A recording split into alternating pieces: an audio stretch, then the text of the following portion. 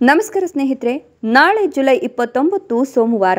ನಾಳಿನ ಮಧ್ಯರಾತ್ರಿಯಿಂದ ಮುಂದಿನ 54 ವರ್ಷಗಳು ಈ 7 ರಾಶಿಯವರಿಗೆ ಭರ್ಜರಿ ದುಡ್ಡಿನ ಸುರಿಮಳೆಯ ಸುರಿಯಲಿದ್ದು ಮುಟ್ಟಿದ್ದೆಲ್ಲ ಚಿನ್ನವಾಗಲಿದೆ.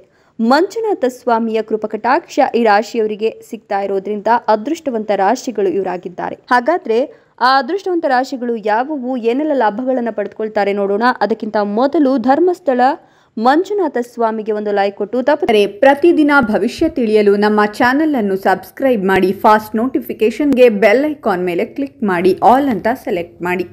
ಈ ರಾಶಿಯವರಿಗೆ ಮುಂದಿನ 54 ವರ್ಷಗಳು ಮುಟ್ಟಿದ್ದೆಲ್ಲ ಚಿನ್ನ ಎಂಬಂತೆ ಭರ್ಜರಿ ದುಡ್ಡಿನ ಸುರಿಮಳೆಯೇ ಸುರಿಯಲಿದೆ. ಮಂಜುನಾಥ ಸ್ವಾಮಿಯ ಕೃಪೆಯನ್ನ ಈ 7 ರಾಶಿಯವರು ಪಡೆದುಕೊಳ್ತಾ ಇರೋದ್ರಿಂದ ಇವರಿಗೆ ನಾಳಿನ ಮಧ್ಯರಾತ್ರಿಯಿಂದಲೇ ಅನುಕೂಲಕರ ರಾಜಯೋಗ ಶುರುವಾಗ್ತಾ ಇದೆ.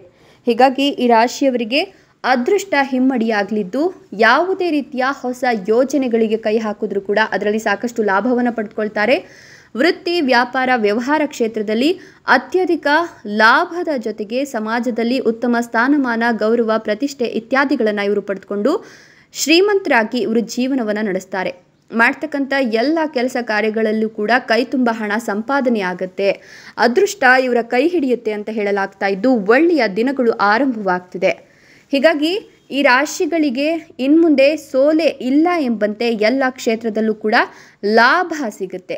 ಈ ಕಾರಣದಿಂದ ಇವರ ಬ್ಯಾಂಕ್ ಬ್ಯಾಲೆನ್ಸ್ ಕೂಡ ಹೆಚ್ಚಿಗೆ ಆಗಲಿದ್ದು ಹೊಸ ಆದಾಯದ ಮೂಲಗಳು ಕೂಡ ತೆರೆದುಕೊಳ್ಳುತ್ತೆ. ಇನ್ನು ವ್ಯಾಪಾರಿಗಳಿಗೆ ವ್ಯವಹಾರದಲ್ಲಿ ಸಾಕಷ್ಟು ದೊಡ್ಡ ಮಟ್ಟದ ಲಾಭ ಸಿಗುತ್ತೆ. ಹೀಗಾಗಿ ವ್ಯಾಪಾರಸ್ಥರು ತಮ್ಮ ವ್ಯಾಪಾರವನ್ನು ಮತ್ತಷ್ಟು ವಿಸ್ತರಣೆ ಮಾಡಬಹುದು. ಇದರಿಂದ ಲಾಭ ಅನ್ನೋದು ನಿಶ್ಚಿತವಾಗಿದೆ. ಉದ್ಯಮಿಗಳಿಗೆ ಹೊಸ ಹೊಸ ಬಿಸ್ನೆಸ್ ಡೀಲ್ಗಳು ಕೂಡ ಬರುತ್ತೆ. ಉದ್ಯಮ ಹಾಗೂ ವ್ಯಾಪಾರದಲ್ಲಿರುವಂತಹ ಪ್ರತಿಯೊಂದು ಅಡೆತಡೆಗಳು, ಸಮಸ್ಯೆಗಳಾಗಿರಬಹುದು, ಎಲ್ಲವೂ ಕೂಡ ನಿವಾರಣೆಯಾಗುತ್ತೆ. ನೀವು ವ್ಯಾಪಾರಕ್ಕಾಗಿ ಮಾಡಿದಂತಹ ಇನ್ವೆಸ್ಟ್ಮೆಂಟ್ ಏನಿದೆ ಅದು ದುಪ್ಪಟ್ಟಾಗಿ ಲಾಭದ ರೂಪದಲ್ಲಿ ನಿಮ್ಮ ಕೈ ಸೇರುತ್ತೆ.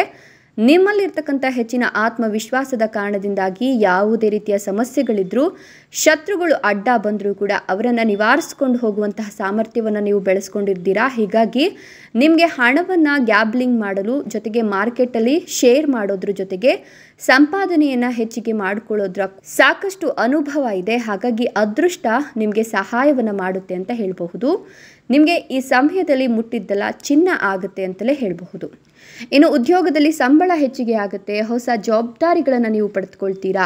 ಪ್ರಮೋಷನ್ ಸಿಗುವಂತಹ ಕಾರ್ಯಗಳು ಕೂಡ ಸರಾಗವಾಗಿ ನಡೆಯುತ್ತೆ.